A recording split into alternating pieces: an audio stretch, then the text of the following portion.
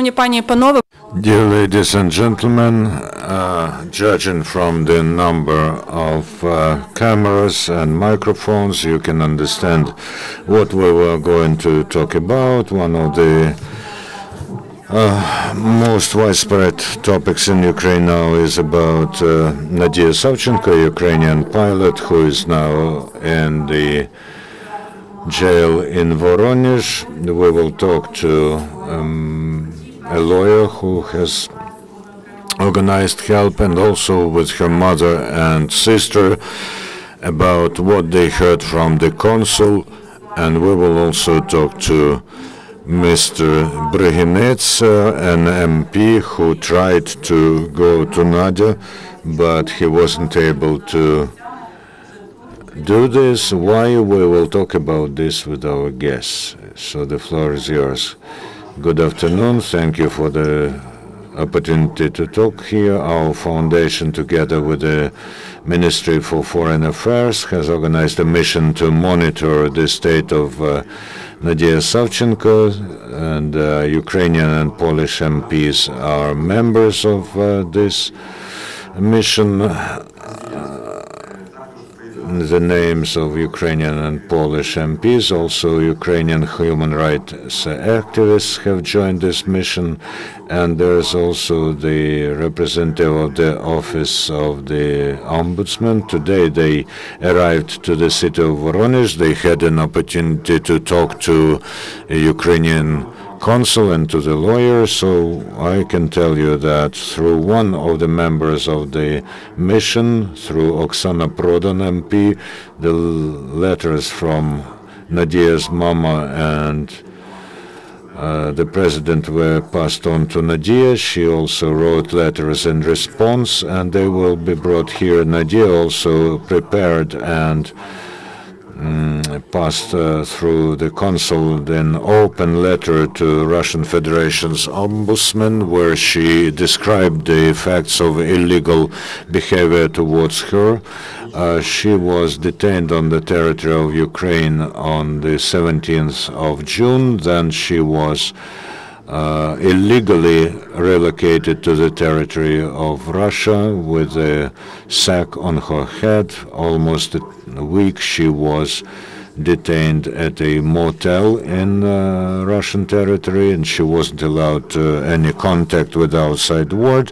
The investigators said that she is just a guest in the Russian Federation, and she is to be interrogated within the framework of an investigation against Mr. Avakov and Mr. Kolomoisky. Of course, she denied any part in this case, as well as in the killing of Russian journalists. The lie detector was used during her interrogation, and she was handed the letter of suspicion in the killing of Russian journalists, and there was no lawyer, and the Russian side have made it secret that any investigation is under course. And the Russian lawyer, Mr. Shulzhenko, there is no confirmation that he is a lawyer. On the other hand, there are some facts that mean that he is a Federal Security Service employee. There's also the Russian ombudsman, Mr. Lukin, who is now in Voronezh, and maybe he will meet Ms. Savchenko. Our delegation of Ukrainian and Polish MPs and human rights activists met the investigators, and they demanded the meeting with Savchenko. And one of the investigators showed them the Russian criminal code, where it is said that Nadia has only 2 allowed meetings during in a month, and they include meeting with the consul into these 2 meetings.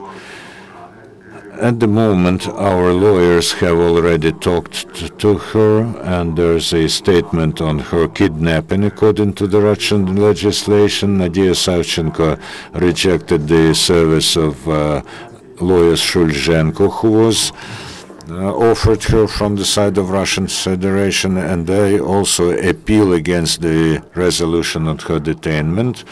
We expect that tomorrow our delegation will come to the Borispil airport. We invite you to the press briefing there, and our delegation with the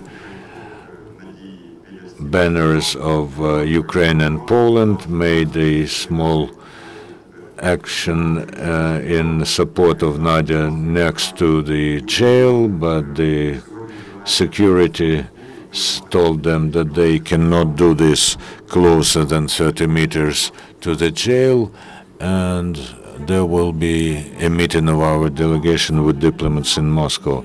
So the floor is given to Mr. Alexander Bryghinets, MP, who will tell you about his story and why he wasn't able to meet Nadia Savchenko. Glory to Ukraine. We decided yesterday night we had a rather complicated route. We had to make 2 airplane changes in Minsk and Moscow. In one of the cities, our Polish colleagues had to join us, and we had to go together. But it happened so that at 9 p.m. yesterday, we came to Belarus, and while we were crossing the border, everyone was allowed in except myself. They said they found something inexplicable in the passport, and then they called someone over the phone, and they then told me that I'm not allowed into Belarus. With no explanation, my diplomatic passport was confiscated, and I was detained in a room with 5 guards. When I asked, am I imprisoned?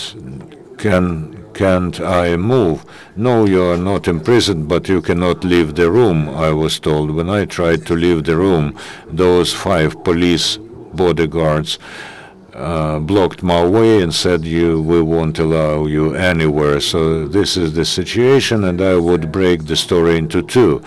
The first part is the fact of non-admission to the territory of Ukraine. As everyone understands, and I understand, that I haven't done any statements or actions against Belarus or on Belarusian territory. The foundation for the grounds for not allowing me into Belarus is my public attitude towards Putin, to Russian aggression, to the annexation of Crimea. So I have no doubt that my non-admission into the territory of Belarus, which is the single border space with Russia, was made at the request of Russia. So the conclusion is, if Russian and Belarusian border guards subordinate themselves to every single command from Moscow, how Ukraine should feel with northern borders. Maybe they are as dangerous for Ukraine as eastern borders, and Belarus and Russia de jure are a single state, and they are acting as single state. We forget about this, and the fact that happened to me showed that Belarus is also involved in the war against Ukraine. I understand that Belarus was it was possible to make Belarus to hit some demands, but also some other international norms were violated. The confiscation of a diplomatic passport, a MP from neighboring as a friendly country. This reminds us of lawless actions that are taking place in other places, and how can we talk about other rights and actions when we think about Nadia, who was kidnapped in Ukraine and was transported to another country. They were able to do this to me as well, And this also can happen to any citizen in Ukraine who doesn't have some immunity or diplomatic or MP impunity. So for me, this is not the story that happened to me, because for me, this is just another case and a conflict with a more audacious policeman, and I also was imprisoned and detained before. But the fact is that Belarus now is part of Russia with its policy, and Russia or Belarus even formally do not want to adhere to some norms about Ukrainian citizens. So I would like to draw your attention so that we don't think that we have a conflict with Russia and Belarus is as if neutral, that can choose its line of behavior depending on what Mr. Lukashenko thinks. He will do whatever Putin tells him, and maybe there is no autonomy in what Belarus does, apart from some statements about Mr. Yanukovych. So I think those both cases, what happened to Nadia and what happened to me, are as if linked with a direct line. There's also a bigger connection, unified actions of two countries against Ukraine and the breach of law pertaining to any citizen of Ukraine. So this is what I wanted to say. The reasons why I was detained and deported, and why my passport was confiscated, they have quoted no reasons, and they have not showed me any documents. I was asking to show me the document why I cannot enter, why my passport is being confiscated, and I wasn't shown any such document. The consul came to me overnight. In the night, we also asked bodyguards to give us some information, some laws that regulate this situation, but this wasn't done. I was advised to complain against bodyguards to some structure, and I asked, how can I do this? And I was told, you cannot, because you cannot enter Belarusian territory. So I can complain personally, but I cannot do this because I'm not allowed on this territory. And here's the stamp in my passport, entry prohibited. I think that there are not many diplomatic passports that contain this stamp, entry prohibited. Thank you. Thank you for your information. But what about all the rest of members of your group? Thanks God that to our Ukrainian colleagues and our Polish colleagues were allowed to enter the Russian territory. Unfortunately, they were not allowed to see Nadia, and actually the legislation was distorted, and they were not allowed to see Nadia. Actually, both Ukrainian citizens, the Polish citizens, as to them, the law is not in force. That is, they cannot enjoy their rights. What do you know the reaction of the Polish side? No, I did not speak to them. Probably tomorrow there will be a press briefing.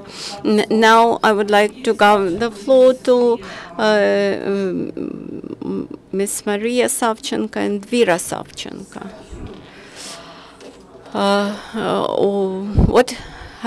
What happened yesterday? All the meetings with the legal advisors and with the consular general.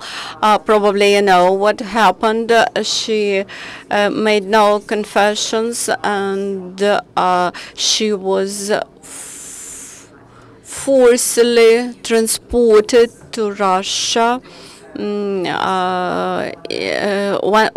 of those people, one of the team of people around here, he was the Minister of Defense, so to say, of the LNR. And after this meeting yesterday, she stopped her intended hungry action, and she sent her Ukrainian hieroglyph. You know what does this mean? That is what everything I know. I maintain continuous communication with her legal advisors, with Mark Fagan in Russian Federation, here in Ukraine. This is Valentina Telechenko. These are legal advisors who are involved in this case. And today we have Nadia's mother, Miss Maria Savchenko. What did you write in your letter to Nadia? Glory to Ukraine. How can I feel now? Of course, I'm very sad,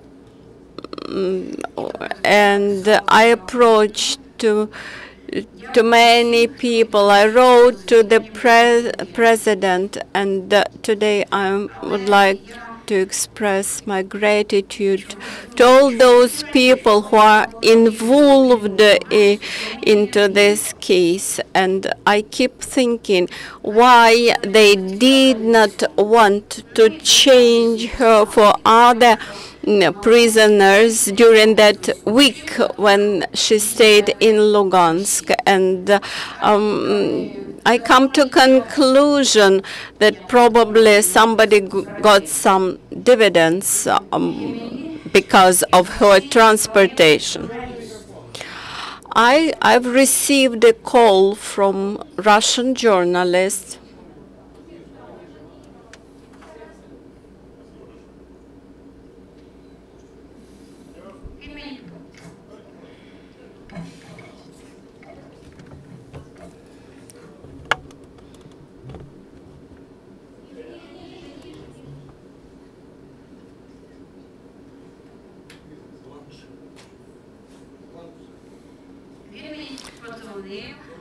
So he called me, he presented himself as Roman and mentioned his surname. And then his first question was about Nadia's dream to become a pilot. And then he commented she flew to us, to Russia. But I objected. It couldn't be so because she was in prison. She was caught in Lugansk, and how she could fly to Russia. He replied to me, "It is very close." Then I said, if we assume that she has killed 2 journalists, why she has flew to Russian Federation to be caught and accused and to be punished? She had to flew to fly to Moldova or Belarus or elsewhere to the West. Then he told me, you know, you came into our land. I asked him, what do you think is your land? And he told me that Putin announced that Kharkivska, Donetska, Luhanska, and other lands were the Russian lands. So I advised him to read an article by a Russian journalist who wrote in a newspaper that back in the 11th century, the Crimea used to be Ukraine, the ancient Rus land, and that Prince Vladimir from the 10th century conquered the lands up to Saratov and up to Ural Mountains, which all belong to the ancient Rus state. Now we will start our Q&A session. Lena Markovich, 1+1. What did you write in your letter to Nadia? What were the words of support, and whether you plan to go to Voronezh? Well, our members of parliament were not allowed to see Nadia. Our consular general made 10 attempts, and I believe that we could be arrested there. And writing a letter, I recollected what I had been saying to my girls from early childhood. Do not expect that the life road would be easy, and never surrender, never give up. And I reminded to Nadia the words by our famous Lesya Ukrainka, that I will carry a heavy stone on the hill, and doing this I will sing a merry song. So you also, I wrote to her, you are Ukrainian, or we are strong people, and we will win a victory. And send her my kisses. And also I wrote that I hope we will meet soon. My first letter probably was not given to Nadia. The Polish journalist asked me to repeat the verses by Lesya Ukrainka, which I wrote to Nadia.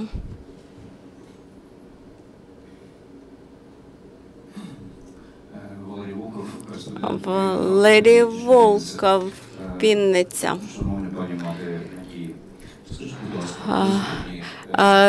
Do you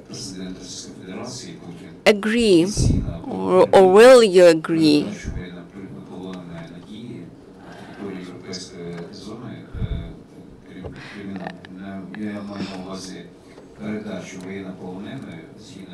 if President Putin agrees to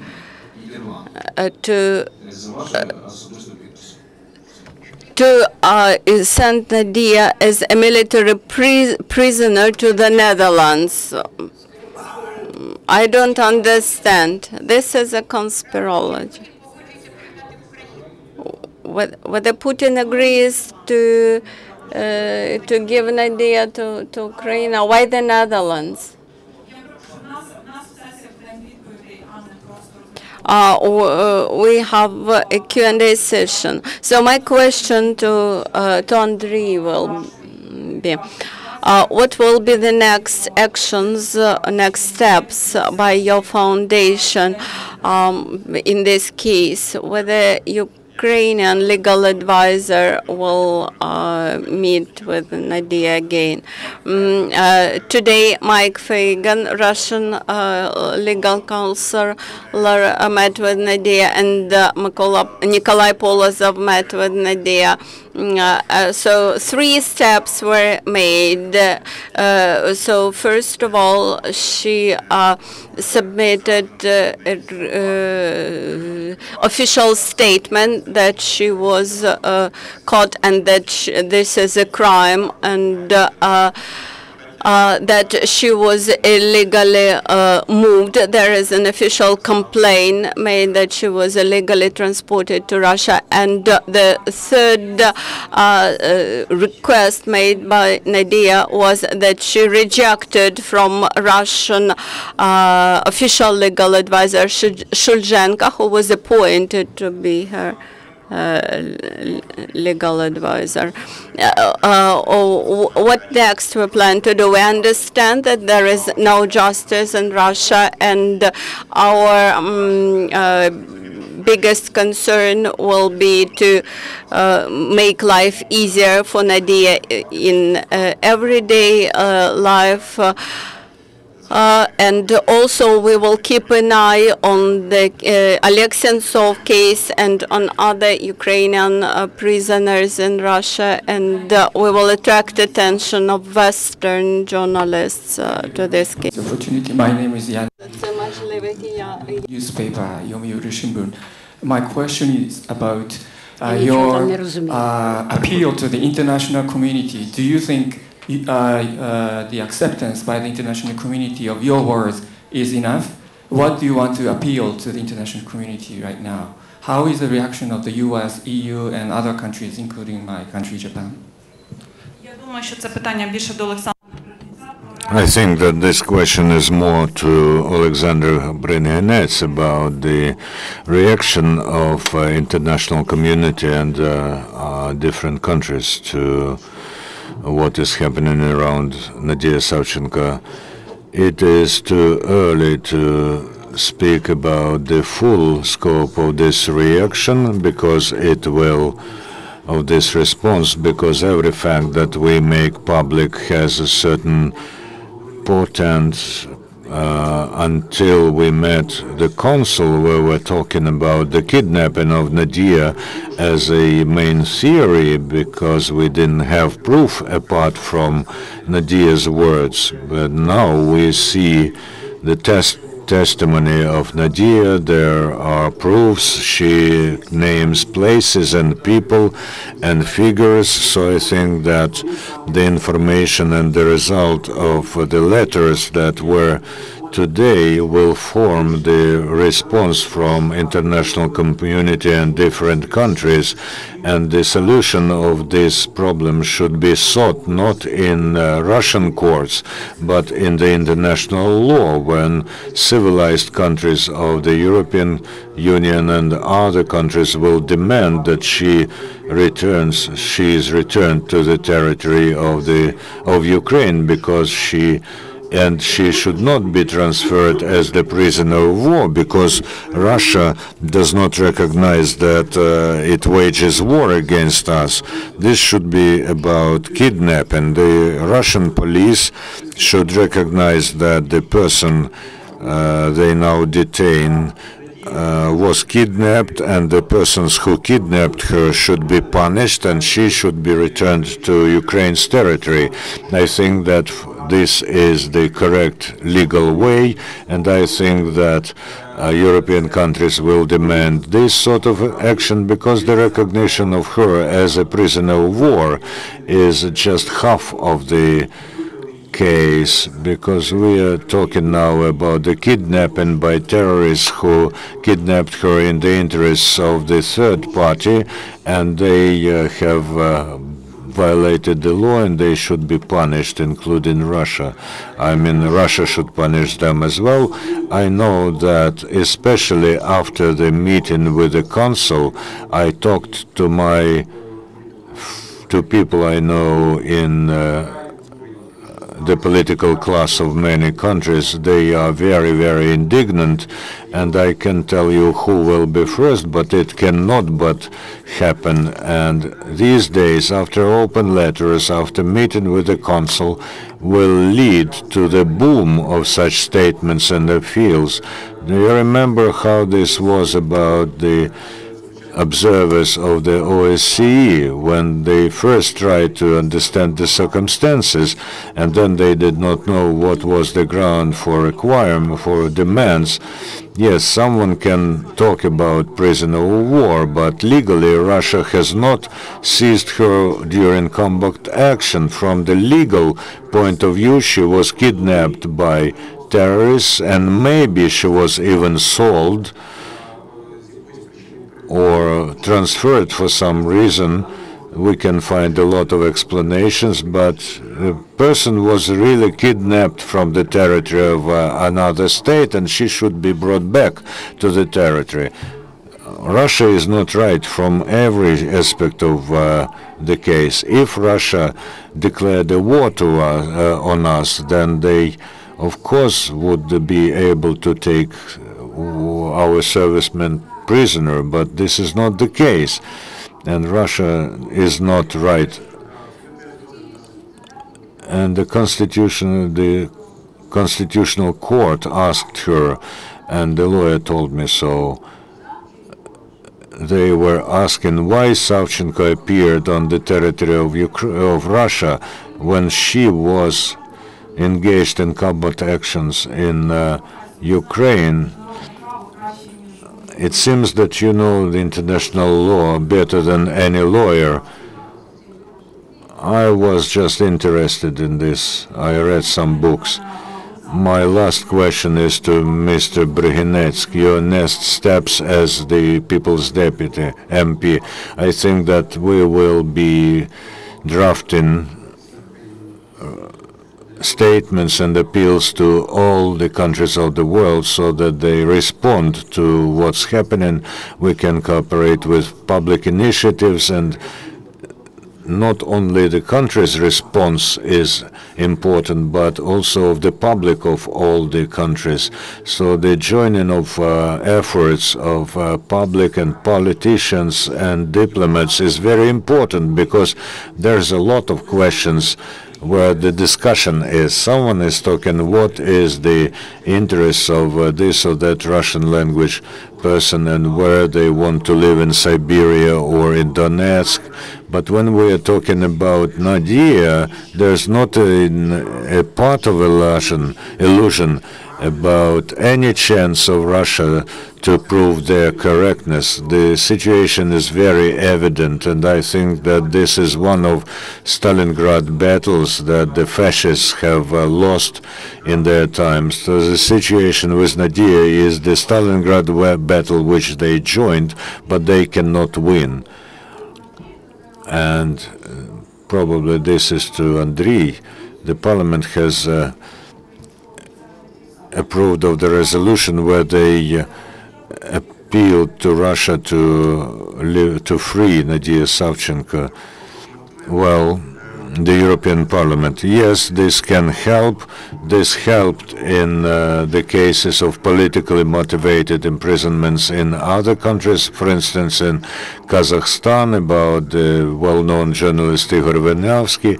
And if we talk about further directions of work, I agree with Mr. Brzezinski. We should work on both political and public directions, but more than that, we shall fight Russian agents of influence and Russian propaganda in Europe, because Russia is spending quite a lot of money to influence mid-level experts so that they influence politicians on the highest level, and the inclusion of the fact of the situation with Ms. Savchenko into this resolution is a good example. And we will also invite MPs from other countries. We invite MPs from Japan to go to Voronezh to talk to human rights activists and lawyers and form your own objective impression. I would also add that the exit from any conflict means an opportunity to find an exit for the opponent to exit the conflict saving their face. In this case, when we talk about Crimea, it is very hard for Russia to exit the conflict because they have violated the law on every account. In Savchenko's case, it is easy for Russia because it is not Russia, but the militants from Luhansk People's Republic captured her, and Russia has an opportunity that she found herself in the Russian territory, not how they said, but Mr. Putin, but in another way. So Mr. Putin has an opportunity that he was fooled by his own subordinates. We all understand that this is political game, but in this case it is important to provide a chance to exit the conflict with formal saving of the face. He still has some time to exit the situation. If he doesn't do this, then it will be Stalingrad for it. Next to Voronezh jail, there are journalists from 1+1. What they said in their last letter, Nadia is restoring the course of events date by date after meeting the lawyer. So I think that soon we will have the details of what has happened from Nadia.